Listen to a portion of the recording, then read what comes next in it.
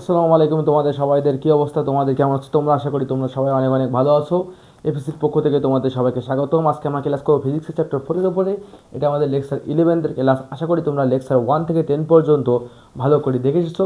আজকের ক্লাসটা হচ্ছে জড়তার ভ্রামক এই টপিকের উপরে আজকের ক্লাস। তো আজকের ক্লাসের মাধ্যমে আমরা দেখব জড়তার ভ্রামক কী এবং এ সম্পর্কে কিছু ম্যাথ, ঠিক আছে? তো জড়তার ভ্রামক কী আর এ সম্পর্কে জানার আগে আমাদেরকে সিম্পল কিছু বেসিক জানতে হবে। সিম্পল কিছু বেসিক সম্পর্কে জানা লাগবে। তো সিম্পল বেসিক যখন আমার জানা লাগবে, সিম্পল বেসিকের ভিতরে পড়ে হচ্ছে তোমার গতি, ঠিক আছে? গতি গতি হচ্ছে দুই প্রকার, এটা হচ্ছে রৈখিক গতি আর এটা হচ্ছে কৌণিক গতি। গতি কি? গতি হচ্ছে দুই প্রকার, এটা হচ্ছে রৈখিক গতি আর এটা হচ্ছে কৌণিক গতি। গতি হচ্ছে দুই প্রকার, এটা হচ্ছে রৈখিক গতি আর এটা হচ্ছে কৌণিক গতি। রৈখিক গতির ক্ষেত্রে রৈখিক গতি কোথায় হয়? যখন যখন কোনো বস্তু সরল রৈখিক পথে চলমান থাকে। যখন কোনো বস্তু সরল রৈখিক পথে চলমান থাকে তখন সেসব ক্ষেত্রে আমাদের রৈখিক গতির উদাহরণটি ব্যবহার করা হয়। যখন কোনো বস্তু সরলরৈখিক পথে গতিশীল থাকে সেসব ক্ষেত্রে আমাদের কী হয়? রৈখিক গতির উদাহরণটা ব্যবহার হয়। গতি হচ্ছে মূলত দুই প্রকার, একটা রৈখিক গতি আর একটা হচ্ছে কৌণিক গতি, ঠিক আছে? তো রৈখিক গতি কোন কোন ক্ষেত্রে ব্যবহার হয়? যেসব ক্ষেত্রে সরলরৈখিক পথ নিয়ে আলোচনা করা হয়। কৌণিক গতি কি? যখন কোনো ঘূর্ণায়মান বস্তু নিয়ে আলোচনা করা হবে। যখন কোনো ঘূর্ণায়মান বস্তু নিয়ে আলোচনা করা হবে,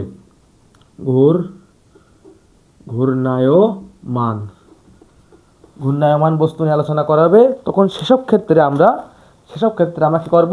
কৌণিক গতি ব্যবহার করব। রৈখিক গতির ক্ষেত্রে বেগকে ভি দ্বারা প্রকাশ করা হয়, আর কৌণিক গতির ক্ষেত্রে বেগকে ওমেগা, কৌণিক বেগকে বলা হয় ওমেগা দ্বারা প্রকাশ করা হয়। তো আমরা কি দেখলাম? গতি মূলত দুই ধরনের হতে পারে, একটা রৈখিক গতি, একটা কৌণিক গতি। সরলরৈখিক পথে যখন কোনো বস্তু সরলরৈখিক পথে চলাচল করবে সেটা হচ্ছে সরলরৈখিক গতি। আর যখন কোনো বস্তু ঘূর্ণায়মান পথে ঘুরতে থাকবে সেসব ক্ষেত্রে আমাদের কৌণিক গতি ব্যবহার হবে। রৈখিক গতিকে ভি দ্বারা প্রকাশ করা হয়, রৈখিক গতির বেগকে, আর কৌণিক বেগকে ওমেগা দ্বারা প্রকাশ করা হয়। রৈখিক বেগ আর কৌণিক বেগের মধ্যে সম্পর্ক V is equal to omega R. R কি? আর হচ্ছে ওমেগা কাকে বলা হয়?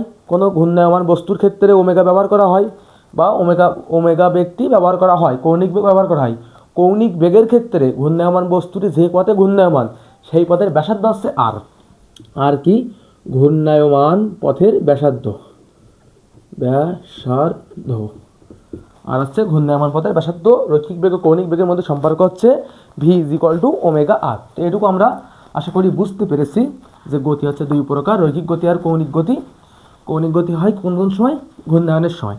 এখন তোমাদের কাছে আমার ফার্স্ট কোয়েশ্চেন হচ্ছে, মনে করো একটা টেবিলের উপরে একটা বল আছে, বলটার ভর হচ্ছে 2 কেজি ভরের একটা ফুটবল আছে, আর একটা লোহার বল আছে। এই বলটা সম্পূর্ণ লোহার তৈরি এবং নিরেট, মানে বলের ভিতরে কোনো জায়গা ফাঁকা নেই, ফুল একটা লোহার একটা গোলক। এর ওজন হচ্ছে 20 কেজি। এখন তোমার কাছে আমার প্রশ্ন, এখানে কার জড়তা বেশি, কার জড়তা কম, আর কোন বলটিকে সরানোর জন্য আমাদের বেশি পরিমাণ বল প্রয়োগ করতে হবে? এটা হচ্ছে প্রশ্ন। কোন বলটিকে সরানোর জন্য বেশি পরিমাণ বল প্রয়োগ করতে হবে? তো আশা করি তোমরা সবাই এখানে একই উত্তর দিবে যে 20 কেজি ভরের বলটিকে সরানোর জন্য বেশি বল প্রয়োগ করা দরকার। কি বলবা? সবাই বলবা যে ভাই 20 কেজি পরের বলটাকে যদি আমরা সরাতে চাই তাহলে আমাদেরকে বেশি বল প্রয়োগ করতে হবে। তো এখানে এর ভর বেশি আর এর ভর কম। যেহেতু এর ভর বেশি তাহলে এর জড়তা বেশি আর এর জড়তা কম। জড়তা কী জিনিস ভাই? জড়তা হচ্ছে কোনো স্থির বস্তু যদি চিরকাল স্থির থাকতে চায়, আর কোনো গতিশীল বস্তু যদি গতিশীল থাকতে চায়, তো স্থির বস্তুর স্থির থাকতে চাওয়ার আর গতিশীল বস্তুর গতিশীল থাকতে চাওয়ার প্রবণতাকে বলা হয় জড়তা, ঠিক আছে? জড়তা কি আমরা লেকচার 1-2-তে আলোচনা করে এসেছি, তোমরা দেখে নিবা। তো এখানে দেখো আমরা কী বলা হচ্ছে যে এখানে বস্তুর ভর বেশি তাই জড়তা বেশি, এখানে বস্তুর ভর কম তাই জড়তা কম। তো আমরা বলতে পারি যদি কোনো বস্তুর ভর বেশি হয় তাহলে তাকে সরানোর জন্য আমাদের বেশি পরিমাণ বল প্রয়োগ করতে হবে, আর যদি কোনো বস্তুর ভর কম হয় তাহলে তাকে সরানোর জন্য আমাদের কী করা লাগবে? কম পরিমাণ বল প্রয়োগ করলেও চলবে।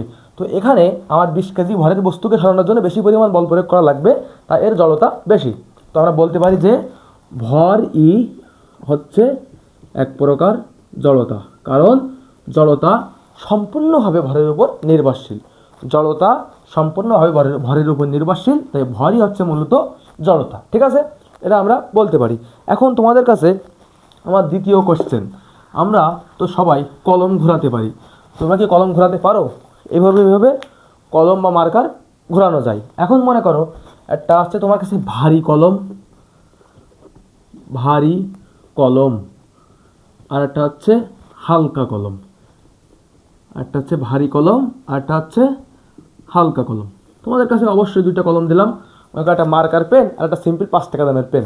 একটা হচ্ছে ভারী কলম, একটা হচ্ছে হালকা কলম। বলো তো কোন কলমটিকে ঘোরানো সহজ? তোমাদের সবার অ্যান্সার তো একই হবে যে ভাই হালকা কলমটির যেহেতু ভর কম সেহেতু এটা ঘোরানো সহজ। ঘোরানো সহজ।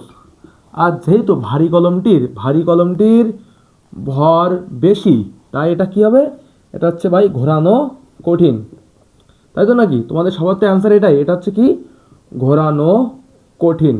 এখন মনে করো সিম্পলভাবে বিষয়টা বোঝার চেষ্টা করো। দুইটা কলম আছে, একটা ভারী কলম, একটা কি হালকা কলম। এখন যেহেতু ভারী বস্তুকে সরানোর জন্য বেশি পরিমাণ বল প্রয়োগ করা হয়েছে, সেহেতু ভারী বস্তুর জড়তা বেশি। যদি আমাদের ভারী কলমটিকে ঘোরানোর জন্য বেশি পরিমাণ বল প্রয়োগ করা লাগে, বা ভারী কলমটি যদি ঘোরানো কঠিন হয়, তাহলে সেখানে কি হবে? সেখানে হবে জড়তার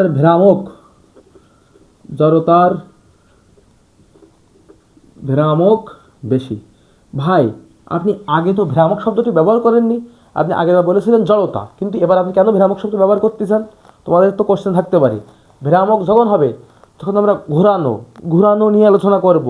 কোনো কিছু যদি ঘোরানো নিয়ে আলোচনা করি, বা কোনো কৌণিক বেগ রিলেটেড কিছু আমরা যদি আলোচনা করি, সে সমস্ত ক্ষেত্রে আমাদের জড়তাকে বলা হয় জড়তার ভ্রামক। তো এক্ষেত্রে কী বলতে পারি? ভারী কলমটি যেহেতু ভর বেশি তাই ঘোরানো কঠিন, অর্থাৎ জড়তার ভ্রামক আই বেশি। জড়তার ভ্রামককে আই দ্বারা প্রকাশ করা হয়, এটা তোমরা সবাই মাথায় রাখবা। তো কী বলতে পারি আমরা এখানে? আই বেশি। যেহেতু হালকা কলমটির ভর কম, তাই ঘোরানো সহজ। যদি ঘোরানো সহজ হয় সেক্ষেত্রে আমাদের আয়ের মান কী হবে? কম হবে। I think clear. তো আমরা কী দেখলাম? আমরা যা দুটো জিনিস দেখলাম, প্রথম হচ্ছে বেগ হয় দুই প্রকার, রৈখিক বেগ, একটা কৌণিক বেগ। কৌণিক বেগের ক্ষেত্রে কোন ক্ষেত্রে আলোচনা করা হয়? যখন কোনো কিছু ঘোরানো নিয়ে আলোচনা করা হয়, যেমন একটা ফ্যান ঘুরতেছে, বা আমরা ঘুরতে পারি, বা কোনো কলম ঘোরানো নিয়ে আলোচনা করব, সেই সমস্ত ক্ষেত্রে আমরা কৌণিক বেগের নিয়ে আলোচনা করব। যদি দুইটা কলমের মধ্যে কোনো ভারী জিনিস বা যে সমস্ত জিনিস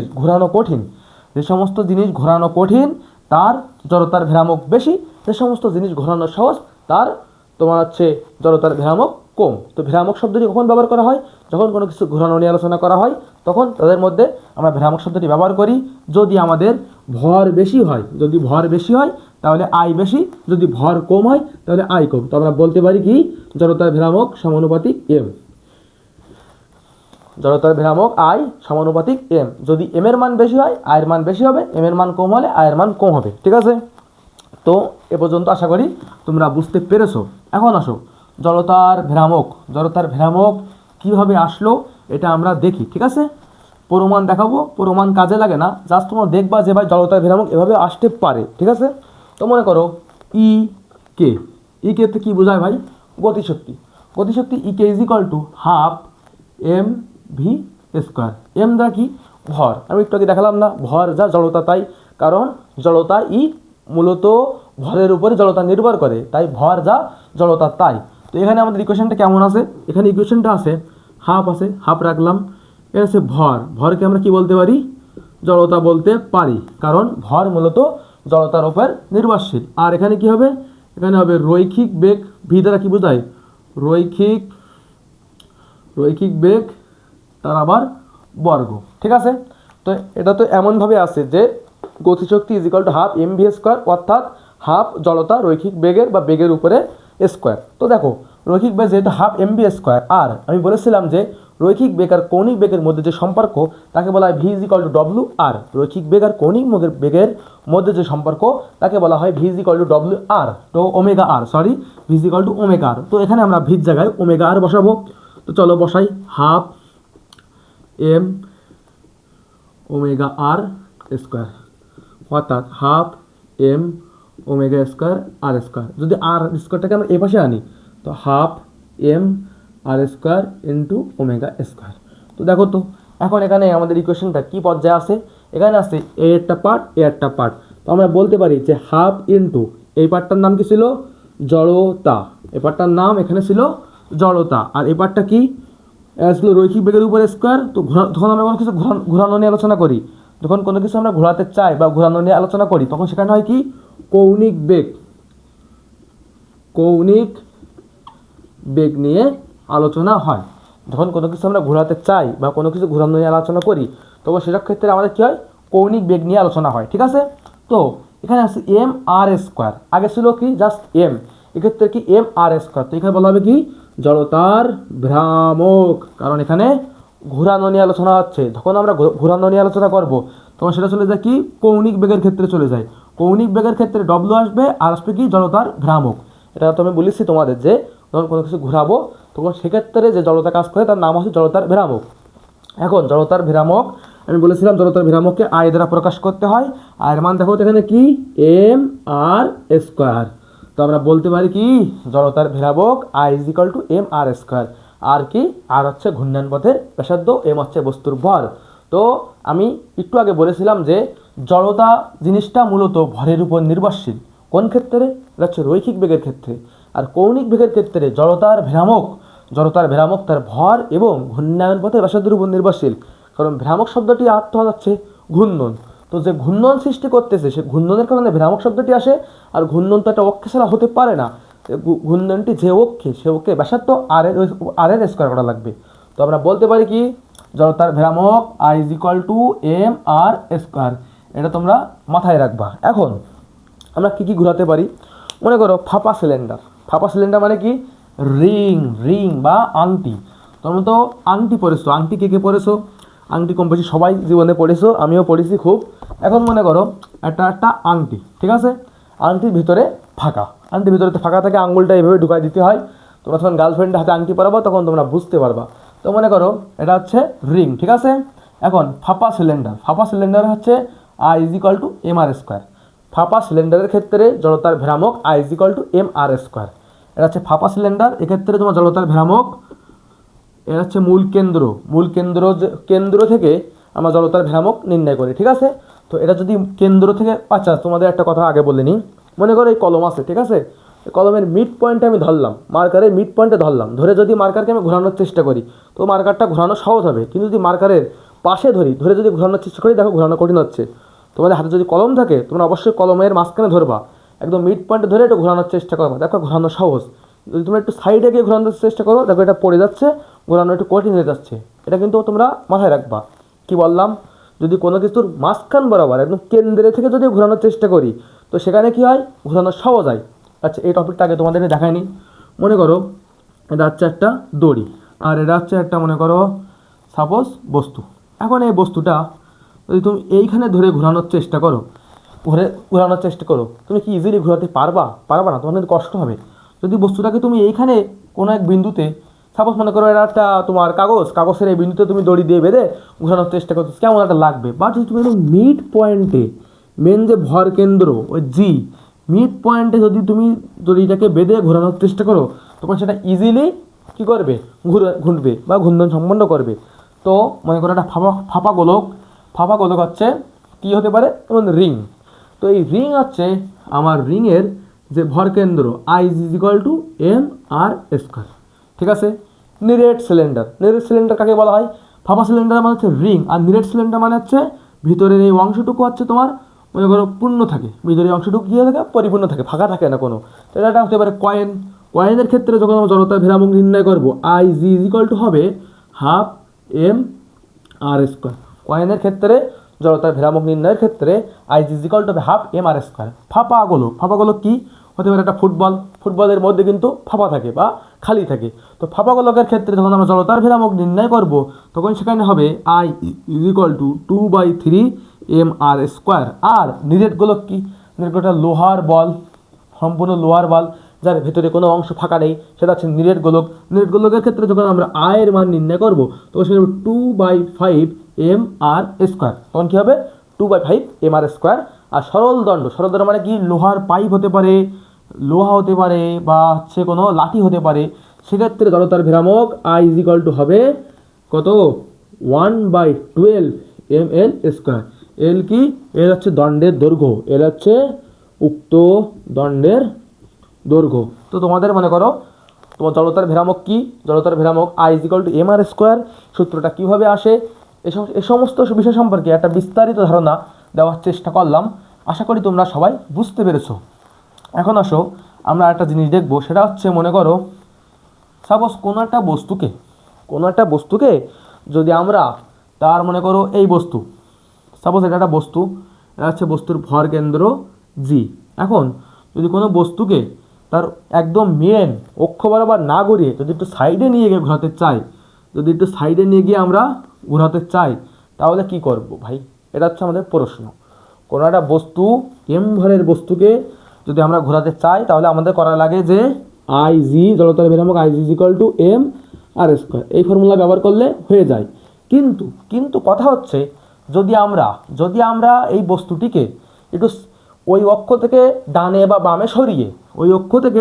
বামে সরিয়ে ঘোরাতে চাই, ওই অক্ষ থেকে 8 মিটার ডানে বা 8 মিটার বামে কোনো একটা অক্ষে অন্য একটা অক্ষে এনে যদি আমরা ঘোরাতে চাই, সেক্ষেত্রে আমাদের কী করা লাগবে, সেক্ষেত্রে আমাদের জড়তার ভ্রামক I is equal to I J plus M H square, I J is equal to M H square. সেক্ষেত্রে জড়তার ভ্রামক I J is equal to M H square. I জেটা কি, আই জে হচ্ছে আমার যে মেন কেন্দ্র, সেই কেন্দ্র থেকে যখন আমরা ঘোরাবো সেটা হচ্ছে আই জে কী ভাইয়া, আই জে হচ্ছে মনে করো সাপোজ এই যে তোমার বৃত্ত বা কোনো একটা গোলাকার বস্তু হতে পারে, কয়েন, সাপোজ মনে করো কয়েন, এখন কয়েন হতেই পারে, কয়েনে যদি আমরা একদম মেন কেন্দ্রে বা তোমার হচ্ছে কী বলে ওটাকে, কেন্দ্রই বলে, কেন্দ্রে যদি আমরা কেন্দ্রে রেখে ঘোরাতে চাই, বা যে ভর কেন্দ্রে ঘোরাতে চাই, তাহলে সেখানে কী হবে, ঘোরানো সহজ হবে।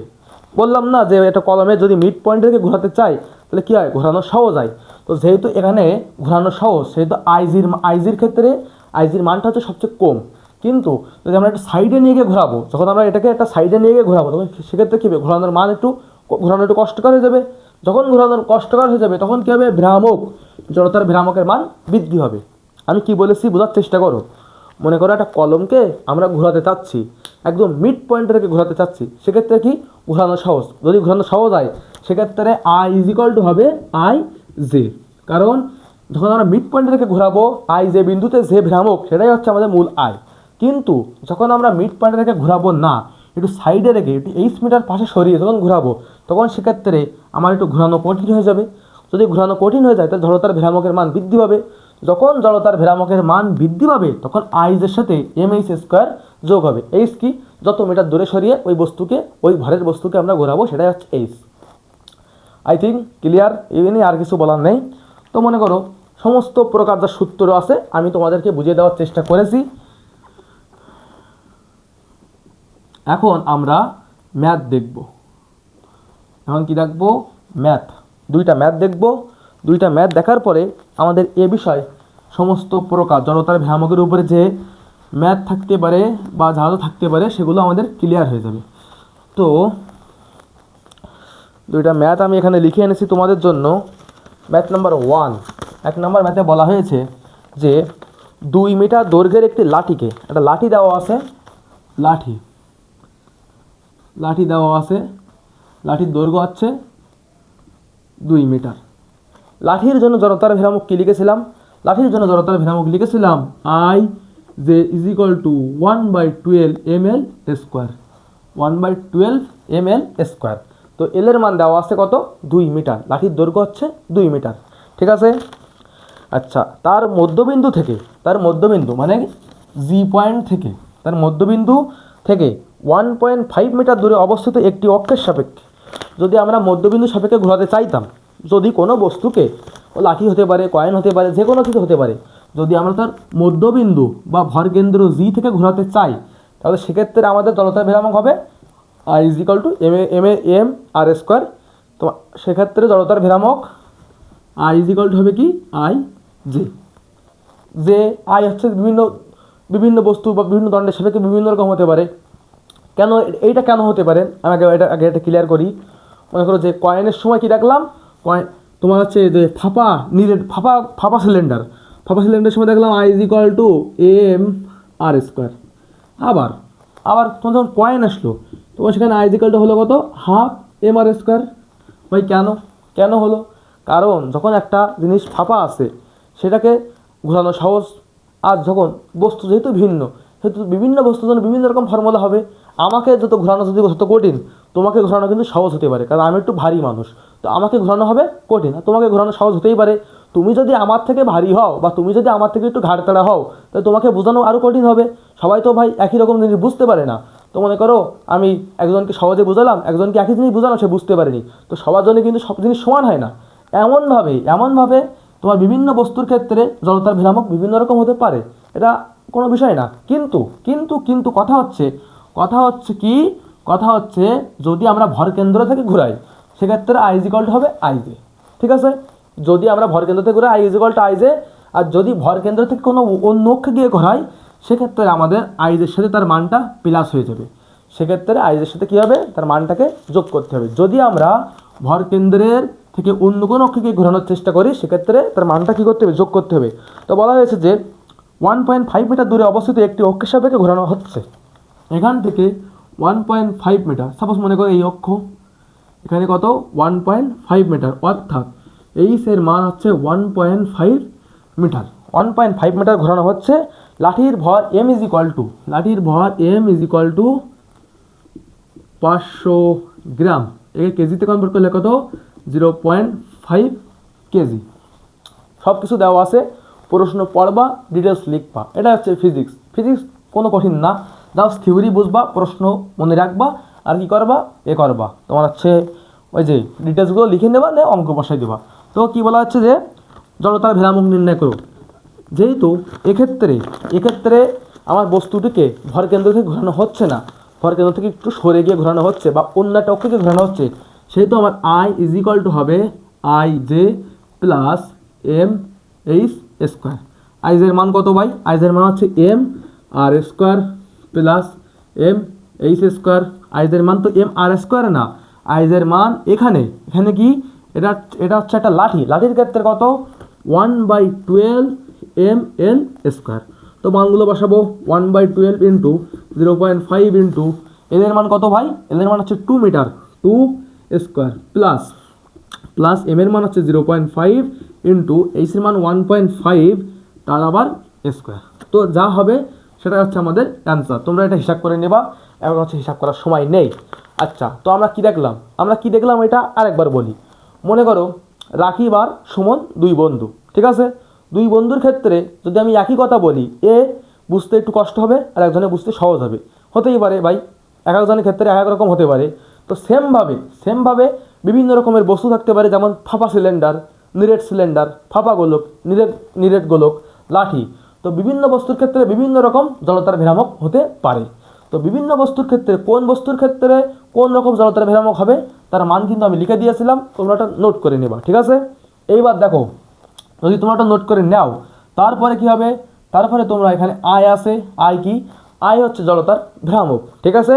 আয় হচ্ছে জড়তার ভ্রামক। এখন আয় যে ভাই জড়তার ভ্রামক, এই জড়তার ভ্রামক কোন ক্ষেত্রে কোন রকম, যদি আমরা কোনো কিছুকে ভর কেন্দ্র থেকে ঘোরাতে চাই সেক্ষেত্রে আই ইজ ইকুয়াল টু হবে কি, আই জে। সেক্ষেত্রে আই ইজ ইকুয়াল টু হবে আই জে যখন আমরা কোনো বস্তুকে তার ভর কেন্দ্র থেকে ঘোরাবো। আর যদি ভর কেন্দ্র থেকে একটু সরে গিয়ে অন্য কোনো অক্ষকে ঘোরাতে চাই সেক্ষেত্রে I J plus M H square করবো। এম এইচ স্কোয়ার কেন করবো বলা হয়েছে, যদি বুঝতে না পারো আবার দেখে নেবা, তাও যদি বুঝতে না পারো তাহলে আমার আর কিছু করার নেই। এখন তোমরা কি করবা, এখানে আসবা, ম্যাথটা সলভ করবা। এখন চলো দ্বিতীয় ম্যাথটা দেখি। দ্বিতীয় ম্যাথটা কী বলা হয়েছে, একটি ধাতব কয়েন। এবার সব কয়েন নিয়ে আলোচনা হবে। কী নিয়ে আলোচনা করবো এখন, কয়েন নিয়ে। একটি ধাতব কয়েনকে খাড়া এর ব্যাস বরাবর অক্ষের সাপেক্ষে খাড়াভাবে ঘোরানো হচ্ছে। এটা হচ্ছে তোমার মেন যে অক্ষ, ব্যাস বরাবর অক্ষ বা ভরকেন্দ্র থেকে খাড়াভাবে ঘোরানো হচ্ছে। তো একটা ধাতব কয়েন কিন্তু একটা নিরেট সিলিন্ডার। কয়েন একটা নিরেট সিলিন্ডার। এই কয়েনকে তার যে মেন অক্ষ তাকে সেই অক্ষে খাড়াভাবে ঘোরানো হচ্ছে। কয়েনটির ভর M is equal to 2 milligram, অর্থাৎ 2 × 10⁻⁶ কেজি। 2 মিলিগ্রাম মানে হচ্ছে 2 × 10⁻6 কেজি। ব্যাসার্ধ হচ্ছে 5 সেন্টিমিটার। ব্যাসার্ধ R is equal to 5 centimetre অর্থাৎ 0.05 metre. 5 centimetre is equal to 0.05 metre. কয়েনটিকে এভাবে ঘোরানোর সময় জড়তার ভ্রামক কত? তো এক্ষেত্রে জড়তার ভ্রামক নির্ণয় করা প্রচুর সহজ। I is equal to M, I is equal to কয়েনের ক্ষেত্রে 1/2 এম আর স্কোয়ার। কয়েনের ক্ষেত্রে কী ছিল ফর্মুলা? কয়েনের ক্ষেত্রে ফর্মুলা ছিল 1/2 এম আর স্কোয়ার। তো তাই করবো 1/2 ইন্টু এম এর মান কত? 2 × 10⁻6 আর এর মান কত? 0.05 এর উপর স্কোয়ার। অ্যান্সার। ঠিক আছে, বুঝতে পেরেছো জড়তার ভ্রামক কী, কীভাবে হয়, কেন হয়, কোন কোন ক্ষেত্রে কীরকম হতে পারে। আই কখন I is equal to J হবে? যখন অক্ষ দিয়ে ঘোরানো হবে তখন হবে I is equal to J. আর যদি কোনো অক্ষ থেকে সরে গিয়ে যদি ঘোরানো হয় সেক্ষেত্রে কী হবে? এইচ আর এম যোগ হবে, সেক্ষেত্রে হবে I is equal to I J plus M H square. এই যে দুইটা ফর্মুলা। জড়তার ভ্রামক কীভাবে হয়, কেন হয়, আশা করি ক্লিয়ার। জড়তাও কি সেটাও তো ক্লিয়ার করে দিয়ে এসেছি। তো এটা লেকচার 11 ক্লাস এই পর্যন্ত ছিল। আশা করি তোমরা বুঝতে পেরেছো। সবাইকে সাথে থাকার জন্য ধন্যবাদ। এবিসির সাথে থাকবা। আর হচ্ছে আর কি বলবো, আর কিছু বলার নেই, থাকো।